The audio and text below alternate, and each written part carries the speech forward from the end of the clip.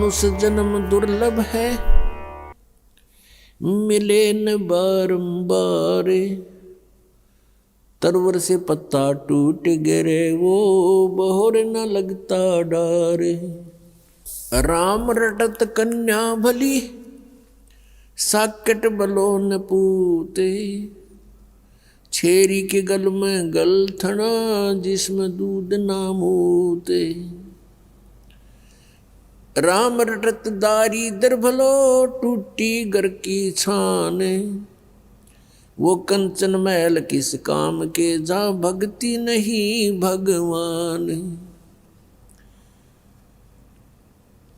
राम रटत कोड़ी भलो, चू चू पड़े जो चाम।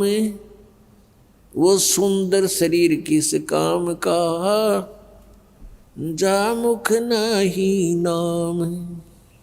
कबीर जिह्वा तो वाहे भली, जो रटे हरि नाम।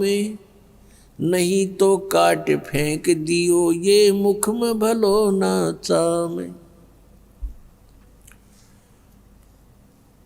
ये मानव शरीर परमात्मा ने हमें कल्याण कराने के लिए दिया है, मोक्ष प्राप्ति के लिए दिया है।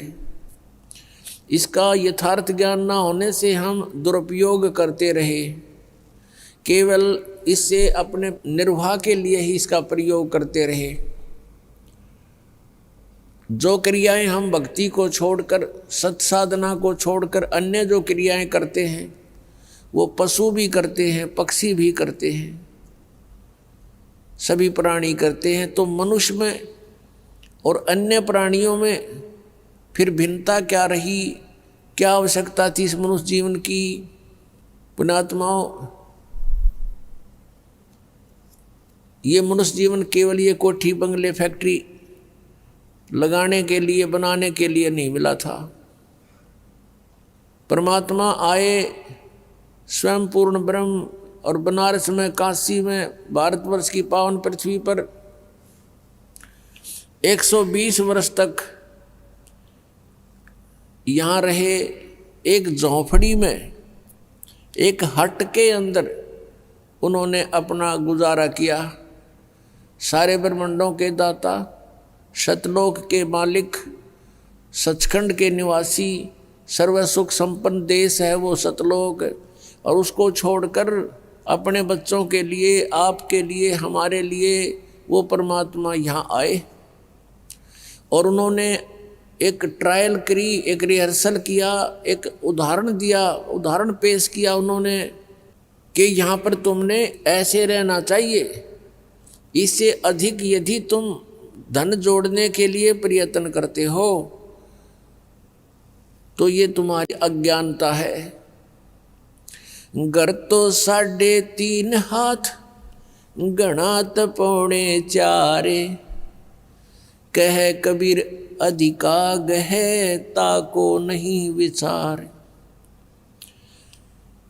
ये अब प्रत्येक प्राणी, मनुष्य शरीरधारी का प्रत्येक प्राणी का शरीर 3.5 हाथ का, उसके अपने 3.5 हाथ का होता है।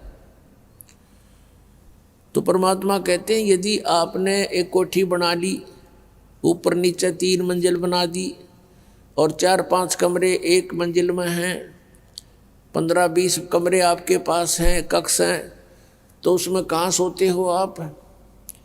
एक कक्ष में एक चारपाई जो 3x6 की होती है, उसको किसी कोने में डाल ले उस कक्ष के कमरे के, बाकी कोठी व्यर्थ है। तो पुण्यात्माओं, हम जीव हैं, हम देखा देखी करते हैं गलतियां, और वो पीव थे सर्व संपन्न होते हुए भी कभी भी डगमग नहीं हुए, एक झोंपड़ी में आजीवन रहे।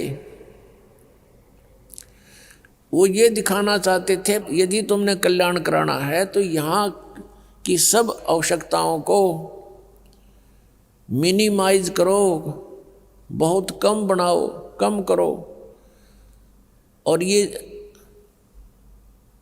अननेसेसरी जो आपकी रिक्वायरमेंट है, अनावश्यक जो आपकी आवश्यकताएं हैं, ये आपके भक्ति में बाधा है, ये टेंशन पैदा करती हैं और टेंशन से भगवान की भक्ति नहीं बनती।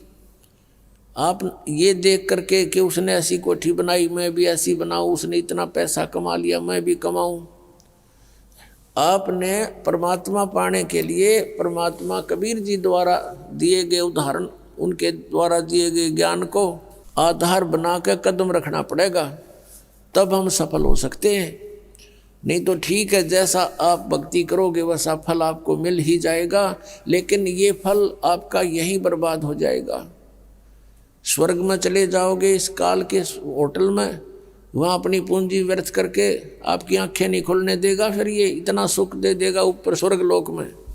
जिस झूठे सुख को आप सुख मानते हो, ये सुख स्वर्ग में सबसे ज़्यादा है। बकवादें करना, सुंदर सुंदर औरतें, शराब पीना, सारी सुविधाएं, काजू किस्मत सेब संतरे, बड़े सलूट मारनी है, वहाँ नरे मिलेंगे, लेकिन वो होटल है, रेस्टोरेंट है, और वहाँ आपकी पूंजी व्यर्थ होती है। जो यहाँ आपने धन कमाया था वो वहाँ व्यर्थ करवा के फिर वहाँ से धक्के मार देंगे तुम्हारे, और फिर नरक में ठोक देगा। कबीर परमात्मा ने हमें ये सारा जाल काल का समझाया है। तो हमारा उद्देश्य है, यदि आप जी बरवाला आश्रम में आते हो, ठीक है, पहले तो पुण्यात्मा दुख निवारण की ही इच्छा करते हैं, उसके साथ साथ फिर उनको ज्ञान भी प्राप्त हो जाता है। ये समर्थ परमात्मा है कबीर जी, और ये सब कुछ कर सकते हैं, आपके सर्व कष्टों का निवारण भी कर देंगे। लेकिन जब आप सुखी हो जाते हो, परमात्मा से दूर हो जाते हो, ये एक ऐसी हमारे अंदर एक बुराई है या कमी है, त्रुटि है। हम सतलोक में थे और सतलोक के अंदर हमारे को कोई असुविधा नहीं थी, सारे सुख भगवान ने दे रखे थे, कबीर परमेश्वर ने, सत्य पुरुष ने। उस सुख में हम परमात्मा को भूले थे और इस काल को चाहने लग गए थे। ये तपस्या कर रहा था खड़ा होकर के, हम भगवान को भूलकर इसको चाहने लगे। भगवान ने, परमात्मा कबीर जी ने बहुत बार हमें संकेत किया, लेकिन हम बाज नहीं आए, हम परमात्मा के दिल से उतर गए। उन्होंने हमें हृदय से रिजेक्ट कर दिया और फिर हम इस काल के साथ यहाँ इसके लोक में आ गए। इसने तपस्या करके ये 21 ब्रह्मांड प्राप्त कर रखे हैं और हम वैसे लटक कर आ गए इसके साथ में। अब इसने हमारे साथ वो प्रतिशोध किया है, क्योंकि इसने वहाँ गलती की थी।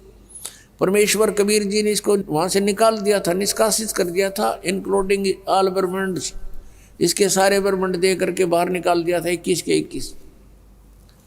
और हमने जो गलती की थी, हम इसकी 700 इच्छा से आए थे, हम भगवान भूल गए उस सुख में, और उसके बाद कितने कहर हो रहे हमारे ऊपर। पुण्यात्मा, ये दंत कथा मत समझना, क्योंकि आज तक आपने केवल सिंपल कथाएं सुनी है रामायण और महाभारत की, आप उनको सत्य मान रहे हो। सत्य तो हैं, वो जिस सतर की है, वो घटना ऐसी घटी है, लेकिन ये जो कथा है ये वो अमर कथा है, अनमोल कथा है। ये वो ज्ञान है, तत्व ज्ञान, जो अभी तक किसी के पास नहीं था। परमात्मा ने कहा था, धर्मदास तो लाख दुहाई, ये मूल ज्ञान की दबार ना जाई। मूल ज्ञान बाहर जो पर ही, बिजली पीडी हंस नी तरही। मूल ज्ञान तब तक छुपाई जब तक ये 12 पंथ ना मिट जाई। तो पुण्यात्माओं, आप जी ये ना सोचना कि ये वैसे कथाएं हैं, ये सच्ची कथाएं हैं। हम वहाँ रहते थे, हम यहाँ के नहीं हैं। आज आप विचार भी करना चाहिए, जोर देना चाहिए बुद्धि पर, क्योंकि काल ने इतना प्रेशर बना रखा है कि जीव इतनी देर सोच नहीं सकता। उसी समय इसको कोई समस्या याद आ जाती है, कोई और बकवाद याद आ जाती है, इस तरह भूल जाता तो हट जाता है मन वहाँ से। तो हमने इस बात को गहराई से सोचना पड़ेगा। आप सुन रहे थे जगत गुरु तत्वदर्शी संत रामपाल जी महाराज जी के मंगल प्रवचन। अधिक जानकारी के लिए विजिट कीजिए हमारी वेबसाइट www.jagatgururampalji.org। संत रामपाल जी महाराज जी के शुभ आशीर्वाद से पूरे विश्व भर में 500 से भी ज्यादा नाम दीक्षा केंद्र हैं, जिन पर संत रामपाल जी महाराज जी द्वारा ऑनलाइन निशुल्क नाम दीक्षा दी